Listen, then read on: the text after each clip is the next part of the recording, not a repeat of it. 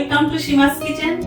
আজ আমি নিয়ে এসেছি আপনাদের সামনে নিরামিষ পদ্ধতিতে পনিরের পাতুরি। এখানে 300 গ্রাম পনির আছে, টুকরো করে নিয়েছি। আর এখানে একটু নুন আর একটু লেবুর রস দিয়ে আমি এটাকে ম্যারিনেট করে রেখেছি 5 মিনিট। এখানে ফ্যাটানো টক দই আছে 4 চামচের মতো, নুন স্বাদ মতো, মিষ্টি স্বাদ মতো আছে। আর এখানে 4টে কাঁচা লঙ্কা দেওয়ার জন্য এমনিতে, আর 4টে পেস্ট করে দিয়েছি। আর হলুদ দিয়েছি 1/2 চামচ।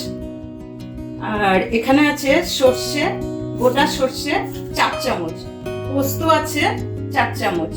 আমি এগুলিকে পেস্ট করে নিব। আর নারকেল কোড়া 4 চামচ দেব। আর এখানে সর্ষের তেল, এটা আছে সাদা তেল। আর এখানে টুথপিক আছে, গ্যাসটা জ্বালিয়ে দিচ্ছি। কলা পাতা টুকরো করে সেকে ধুয়ে নিয়েছি। এটার মধ্যে একটু অয়েল ব্রাশ করা আছে। আমি এখন এগুলিকে তাওয়ার মধ্যে এটা বসিয়ে দেব। গ্যাস ফ্লেমটা কম থাকে, লোতে থাকে।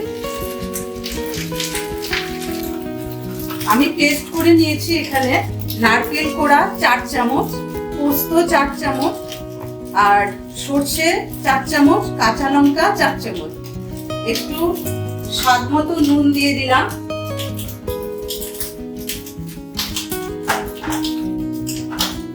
আপনারা আমি সুগার ফ্রি দিচ্ছি, আপনারা মিষ্টি চিনি দিয়ে দিবেন।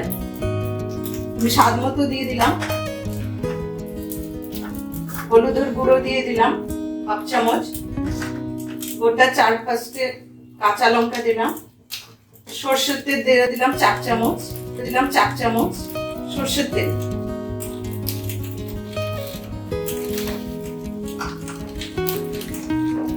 মিক্স করে নেব। এখানে টুকরো করা পনিরের টুকরোগুলি দিয়ে দিব।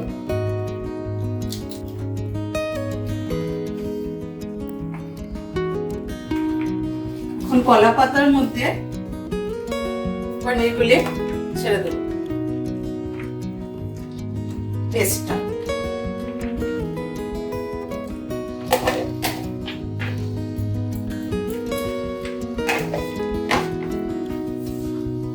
উপর দিয়ে কলা পাতা দিয়ে ঢেকে দিতে হবে। সাইড গুলো ঠিক দিয়ে আটকে দিতে হবে।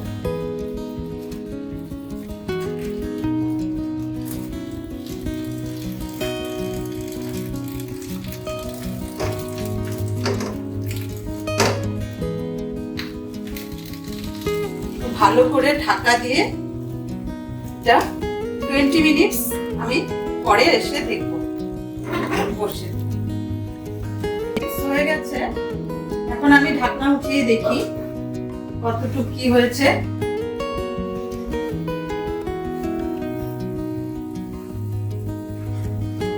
এখন একটু লো ফ্লেমে ছিল, এখন আমি একটু বাড়িয়ে দিচ্ছি। আবার ঢাকাটা তুলে দিলাম। 5 মিনিট, আর 5 মিনিট হবে।